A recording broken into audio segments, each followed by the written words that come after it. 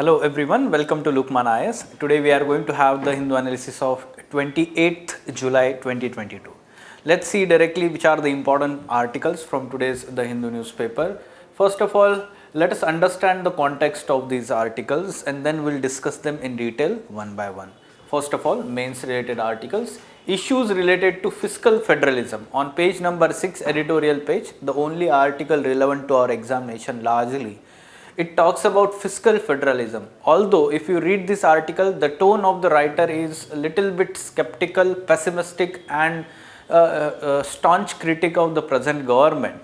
But we have to take input objectively. Some good arguments related to the issues related to these fiscal federalism issue that a country is facing. We can take input and there will be surely question related to fiscal federalism or interstate financial relations, center-state financial relations. Surely we can expect question in mains examination GS2 paper. So, we will discuss from that perspective. Now, Supreme Court upholds powers of arrest raid under Prevention of Money Laundering Act. So, this is important development from both GS2 paper Polity part as well as it is there in our GS3 paper money laundering issue of let's say money laundering as a part of internal security. So, from that aspect we will have follow up here what Supreme Court has said in this particular ruling. Specifically for prelims examination, recently ICMR invited the bids to develop vaccine for monkeypox virus. The monkeypox virus for the first time in India has been isolated by the ICMR and now it is seeking some intent of interest we can say on developing all these vaccines by the private sector.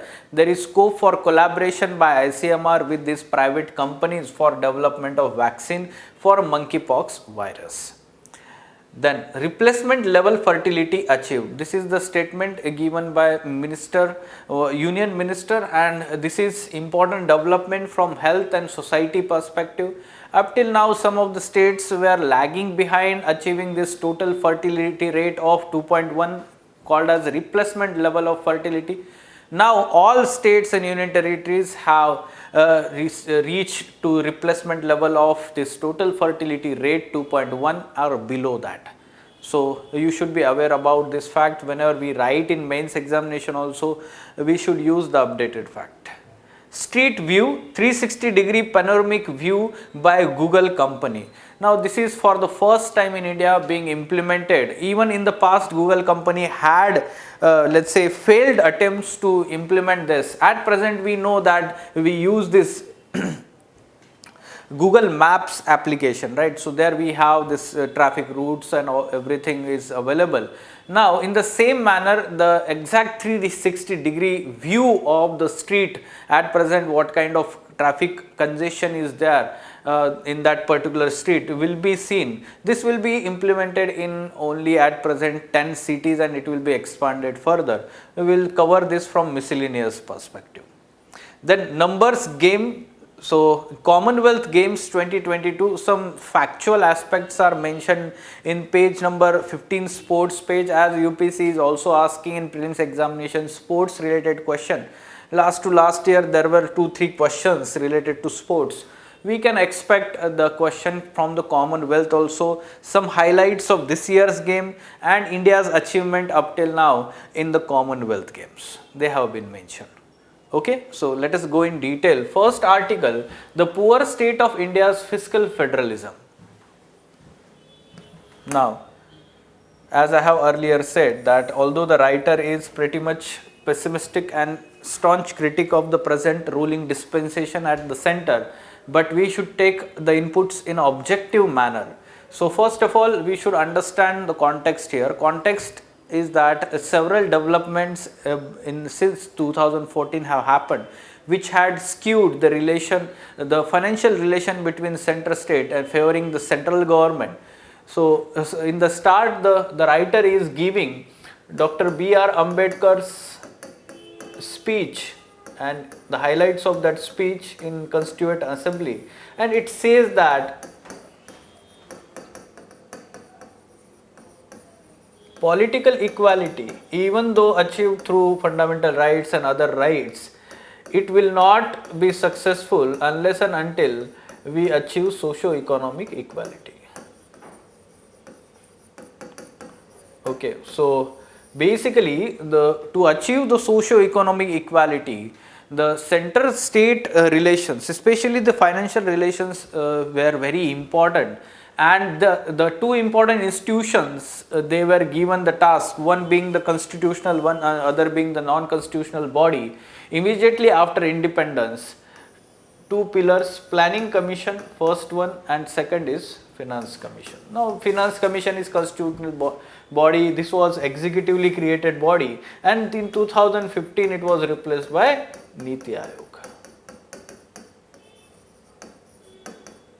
Okay, so the writer is of the view that the planning commission had command and control, kind of, we can say, allocation of resources by the central government. So it was top down approach and one size fits all approach followed by the planning commission. But the finance commission was very important, but it is being criticized that it has become politicized, especially since 2014, and the states concerned are not appropriately addressed, especially those states which are ruled by the opposition parties or regional parties. That is fine, but important issues related to fiscal federalism at present, you should be knowing this argument, some good facts you should be knowing. While expenditure of states have increased, their revenues have not increased simultaneously in consonance. Some facts you should be knowing here, that states at present are responsible for 60% of total expenditure by the governments in the country. And specifically if we talk about education, 85% and 82% on health. You can write this in your answer. Along with that, you should be also knowing the ability of revenue generation by the states has decreased substantially. So it had 69% in 1955, it has reduced to 38% in 2020. So that means central government is let's say generating more revenue vis-a-vis state government. Even increased share of devolution given by 14th Finance Commission from 32% to 42%. This was increased by 14th Finance Commission. It was subverted by raising non-divisive cess and surcharges that go directly into union kitty. This is also true. Some supporting facts you should be knowing. Like for example, if we talk about the ratio of non-divisive pool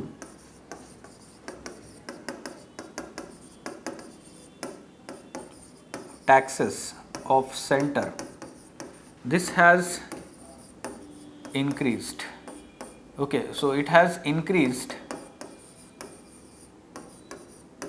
to 15.7%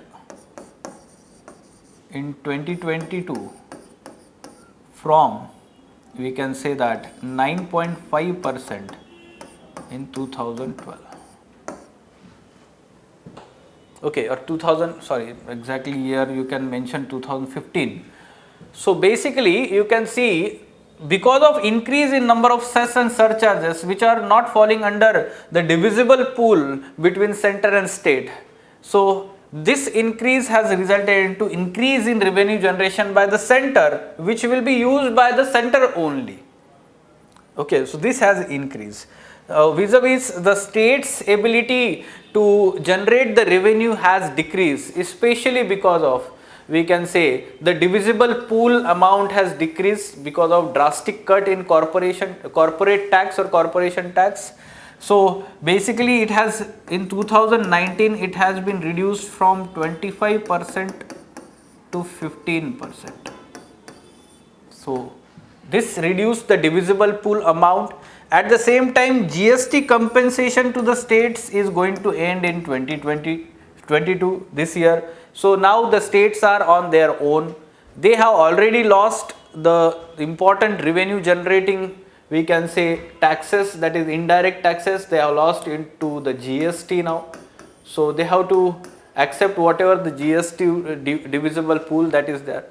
Along with that, the implementation of centrally sponsored schemes. Around 130 such centrally sponsored schemes are being implemented by the center, especially those on those subjects which are in the state list. The writer is correct here by highlighting that the turning states into mere implementing agencies for union schemes, that is centrally sponsored scheme, their autonomy has been curbed.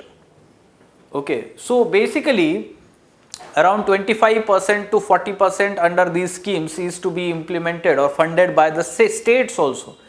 So the writer is saying that some of the states are innovative, progressive in implementing their own schemes in those states, and they have been replicated at the center in the past. For example, midday meal scheme is basically the replication of the noon meal scheme of the we can say Tamil Nadu government. Like employment guarantee scheme of the Maharashtra government was replicated and converted into this MG Narega scheme.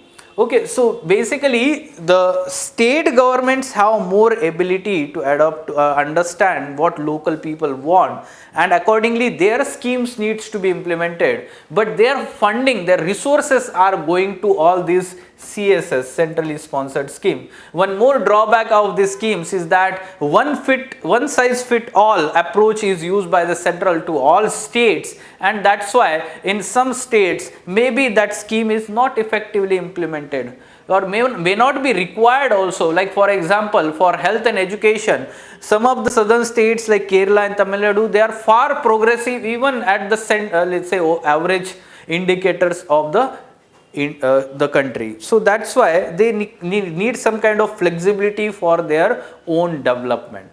Other financial issues that country is facing is low tax to GDP ratio that we have, lower than OECD average, low direct taxes and let's say amount of taxes, and high indirect taxes.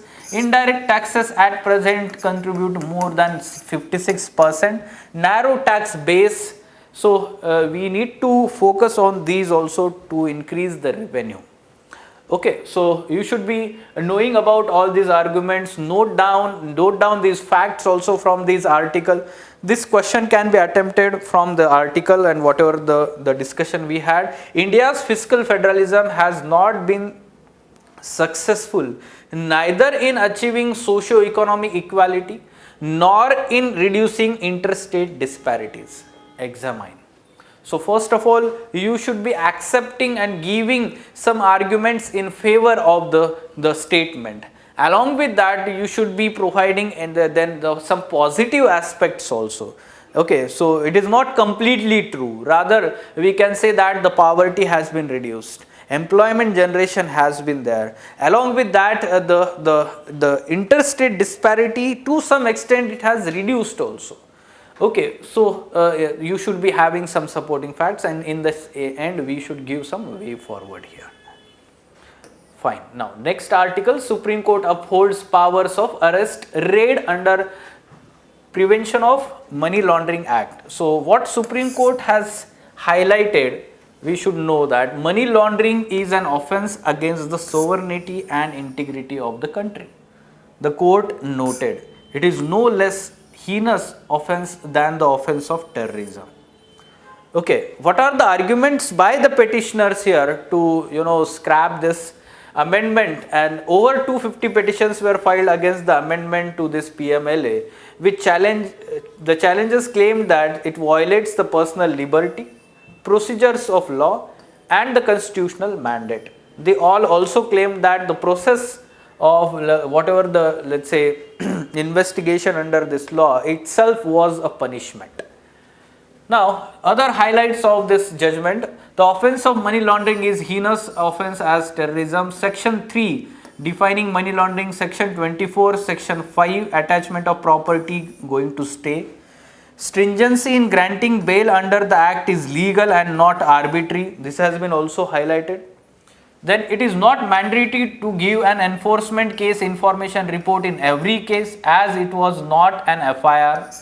So you should be knowing under PMLA ED, Enforcement Directorate, is having given lot of powers, and it requires to be submitting like FIR in normal criminal cases.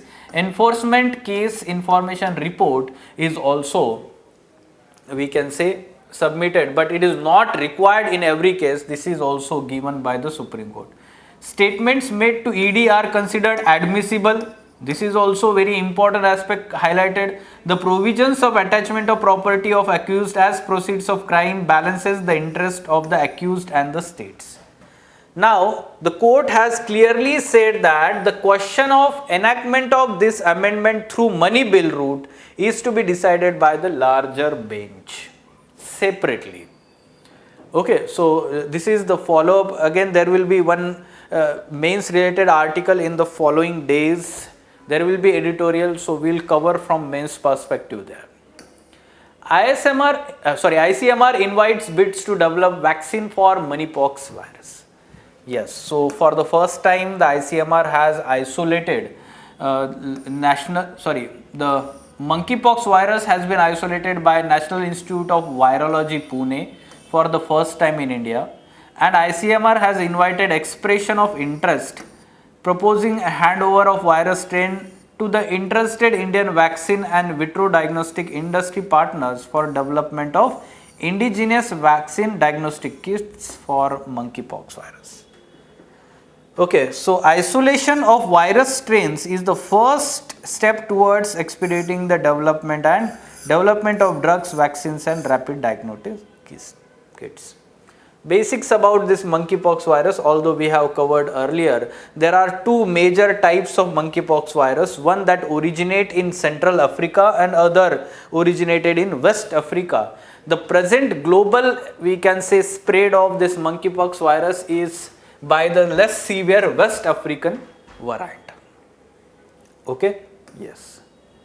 Replacement level of fertility achieved. This has been highlighted by the Union Minister of State for Health and Family Welfare. India has achieved replacement level of fertility with 31 states and union territories reaching a total fertility rate, an average number of children per woman of 2.1 or less. This 2.1 is considered as replacement level. Replacement level means basically that total fertility rate which will result into the replication of same population in future, not more, not less. Equal amount of population is getting added. Okay, so this basics you should be knowing from prelims perspective. The country had witnessed paradigm shift from concept of population control to population stabilization to interventions being embedded towards ensuring harmony of continuum care. Fine, so you should be knowing about population, National Population Policy 2000, and recently it was in news because of, let's say, the state policy brought by the Uttar Pradesh government. So we are expecting question in GS1 paper society part, population and its problem is syllabus topic. Now, street view in 360-degree panoramic view. Google announced the launch of its popular Street View feature in India after failing to bring experience to India at least twice in the past decade. Okay, so under the National Geospatial Policy 2021, local companies can collect the data, geospatial data, and foreign firms can license the data from Indian entities to serve their customers in the country. Okay, so that's why Google company has partnered with Indian companies. Which Indian companies? Mapping solutions provider Genesis International and Tech Mahindra. So through that collaboration, basically it is receiving that data. The India launch marks first time in the world that Street View, which allows users to view panoramic and street level 360-degree views of a particular place. Like it is shown here, this is Qutub Minar and this 360 view, or we can say street view, is mentioned. Now starting, let's say the street view will be available on Google Maps with fresh imagery license from local partners and covering across 150,000 kilometers across 10 cities in India. Which cities, you need not to remember all these cities for UPSC prelims because it is too much factual. UPSC may not ask this. Also, to launch Street View, users need to open Google Maps, zoom into the road in any of the target cities and tap the area they want to view. This is how the Street View works. Okay, then the numbers game. Okay, so in Birmingham, UK, there is going to be we can say the Commonwealth Games will be there. For the first time in the global multi-sport event, there are more medal events for women than men. You should be knowing this fact. Then Auckland, Edinburgh have had the honor of hosting the games twice. Then women's 2020 cricket, 3x3 basketball, 3x3 wheelchair basketball are the events that will make their debut in these games. Remember this also. 2020 cricket, women's cricket have been added, 3x3 basketball, 3x3 wheelchair basketball. Minimum number of core sports that each games has to include. Just a moment. 10 minimum numbers of core sports that each games have to include.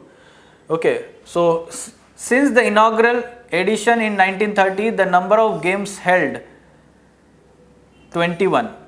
There were no games in 1942 and 1946 because of World War II. 72. The number of nations and territories that currently participates in the game. 72 nations. Okay, so then 283. The different medal events at Birmingham across the wide range of disciplines, with aquatics having the most events. 66. Fine, the number of medals not important. 1998, the year team sports were included in the program, with nations competing in cricket, hockey, netball and rugby. 2010, the year in which India hosted the games at New Delhi. This should be known. Then a snapshot of India's performance at games since initial participation in the second games in 1934. Shooter Samar Singh Jung's gold medal haul at 2006 games in Melbourne, the most by Indian competitor at single edition. 5 such gold medals were there. Then Jaspal Rana is the most successful Indian athlete at games with 15 medals. The prolific marksman won 9 gold, 4 silver and 2 bronze. Jaspal Rana. Then number of editions that India had been part of, 17. It missed 1930, 1950, 1962 and 1986 games. The tally of gold medals won by host India at New Delhi games in 2010, 39, with total of 100 medals, country's most successful campaign so far. Okay, then podium finishes by shooters, the most successful sports for India over the years, 135. Gold medals won by India over the years, with 503 medals, 181 gold medals won. India ranks 4th in the list of countries with the most medals. This is also important. Okay, so some important facts from this you should be knowing. At present, some new aspects are being considered and India's achievements. Okay, so they are important for our examination. Okay, so these are the important topics, or let's say the events that are relevant to our examination. Fine, thank you. Welcome to Lukmaan IAS. Study General Studies with Lukmaan IAS for building comprehensive knowledge. GS paper 2 and 4 will be taken by S. Ansari and other papers will be covered by renowned faculties. Live classes are as effective as offline classes. The classes are highly interactive in nature. Your doubts and queries will be addressed and there will be dictation of notes. In the last 10 years, Lukmaan IAS has set up a niche in the field of UPSC guidance.